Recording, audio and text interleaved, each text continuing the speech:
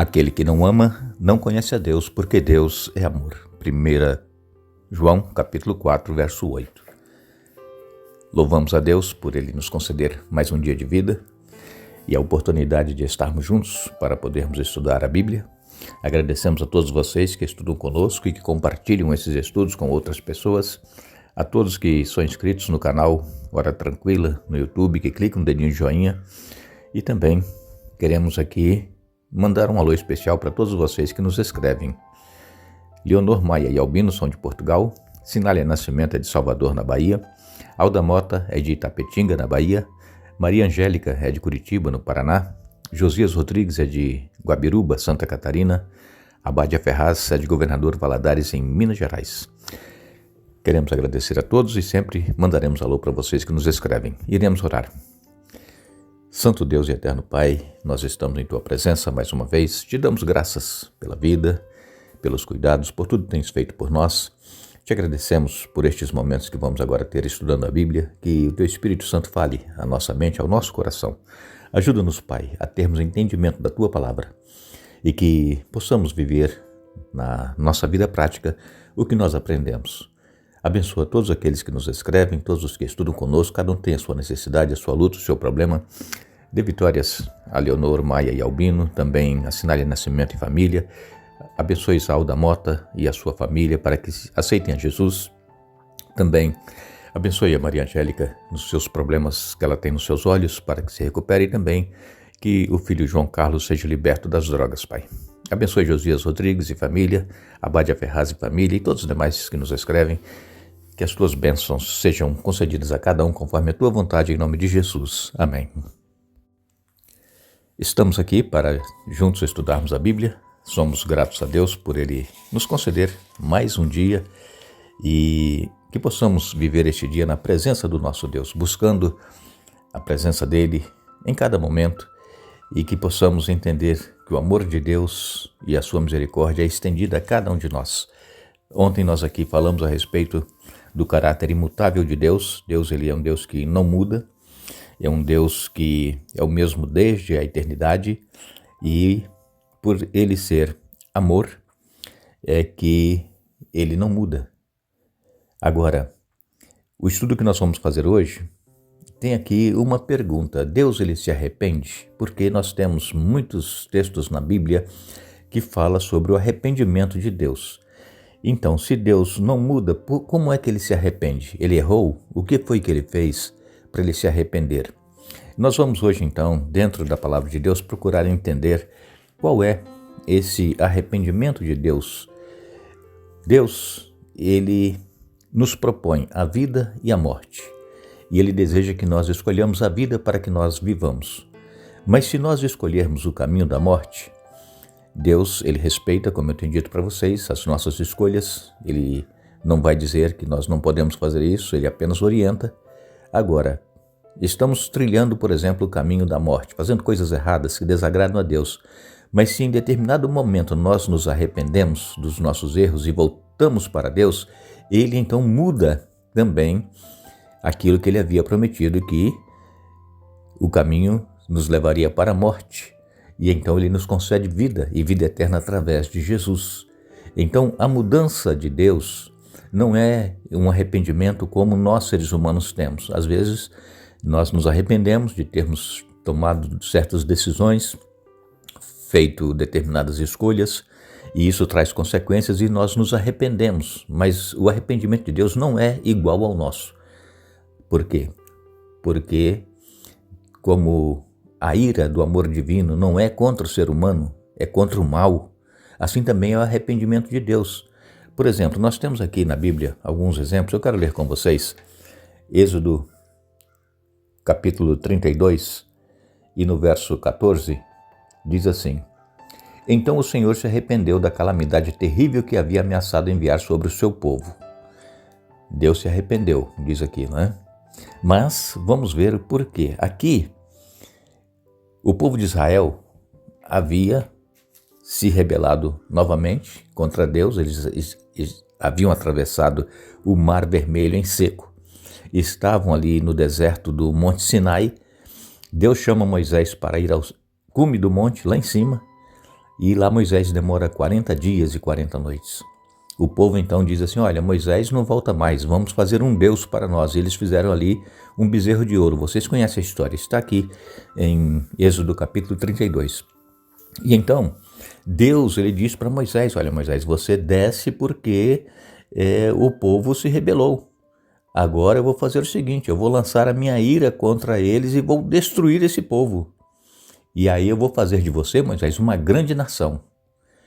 Então Moisés intercedeu pelo povo. Moisés disse, não, Senhor, porque o que as outras nações vão falar que tu tiraste o povo lá do Egito para morrer no deserto?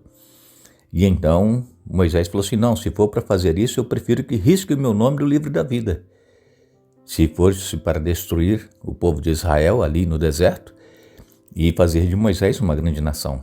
E Moisés não aceitou, não decidiu, ele não aceitou essa proposta de Deus de fazer dele uma grande nação. Ele intercede pelo povo e Deus então se arrepende. Deus volta atrás, Deus diz, não, eu não vou então destruir o povo e vou continuar com eles. Então Deus não tinha feito nada errado. Mas ele estava decidido a destruir o povo. E Moisés então intercede e Deus ele volta atrás no que ele havia dito que iria destruir o povo. Também nós temos aqui em Jeremias, vamos ler Jeremias 18, nos versos 4 a 10, diz assim, mas o vaso de barro que ele estava fazendo não saiu como desejava, por isso ele amassou o barro e começou novamente. Então o Senhor me deu esta mensagem, ó Israel, acaso não posso fazer com vocês o mesmo que o oleiro fez com o barro? Como o barro está nas mãos do oleiro, vocês estão em minhas mãos. Se eu anunciar em uma nação o reino será arrancado, derrubado e destruído, mas essa nação abandonar seus maus caminhos, não a destruirei como havia planejado. E se eu anunciar que plantarei e edificarei uma nação ou reino, mas essa nação praticar o mal e não quiser me obedecer, não a abençoarei, como havia declarado. Então aqui Jeremias está sendo claro em dizer que aquele povo de Israel era um barro nas mãos do oleiro. Assim como o oleiro estava amassando o barro para fazer um vaso, assim também o povo de Israel era como um barro nas mãos do oleiro, nas mãos de Deus. E nós também somos um barro nas mãos de Deus e Ele quer nos moldar. Então veja que Deus diz para Jeremias anunciar ao povo que se Deus anunciasse que iria destruir um reino ou uma nação, mas esse reino, essa nação abandonasse seus maus caminhos e voltassem para Deus, Deus não iria realizar o que havia planejado, destruir a nação. Vocês se lembram quando Deus mandou Jonas ir pregar em Nínive? E a cidade de Nínive, cerca de 120 mil pessoas se arrependeram e Deus não destruiu Nínive. Então, este é o arrependimento de Deus. Ele está pronto a fazer determinada ação contra o seu povo, contra alguém, mas se esse povo ou esse alguém se volta para Deus, Deus não vai cumprir aquilo que falou em destruir. Como diz aqui no verso 10 de Jeremias 18, se essa nação praticar o mal e não quiser me obedecer, não a abençoarei como havia declarado. Então aqui está explícito como que é o arrependimento de Deus. Ele não se arrepende de ter feito coisas erradas, mas é de prometer fazer algo contra uma nação, contra uma pessoa. Se essa pessoa continuar nos seus maus caminhos, nos seus destinos que estão seguindo, mas se essa pessoa se arrepende e se volta para Deus, Deus então ele muda, ele não destrói a pessoa, como aconteceu com Nínive. Também nós ainda temos aqui na palavra de Deus, em Números, no livro de Números, capítulo 23, e no verso 19 diz assim: Deus não é homem para mentir, nem ser humano para mudar de ideia. Alguma vez ele falou e não agiu? Alguma vez prometeu e não cumpriu? Então, aqui a Bíblia diz claramente que Deus não é homem, Deus não é ser humano, Deus não é como nós. Nós às vezes prometemos e não cumprimos. Nós às vezes fazemos coisas erradas e nos arrependemos daquilo que fizemos. Então, há uma diferença muito grande entre o arrependimento nosso e o arrependimento de Deus. O arrependimento de Deus, no que nós entendemos aqui na Bíblia, é de não fazer aquilo que ele havia prometido se a pessoa ou a nação mudar de atitude, se voltar para ele, e então o castigo não virá. Por exemplo, para os ímpios está declarado que haverá um lago de fogo e enxofre para os ímpios. Agora, se ainda enquanto houver tempo a pessoa que é ímpia, vive na maldade, se arrepender e se voltar para Deus, ele não irá para o lago de fogo e enxofre. Somente irão aqueles que não aceitarem o amor de Deus e o perdão através de Jesus. Também em 1 Samuel, capítulo 15, e no verso 29, nos diz assim a Bíblia: E aquele que é a glória de Israel não mente nem se arrepende, pois não é ser humano para se arrepender. 1 Samuel 15, verso 29.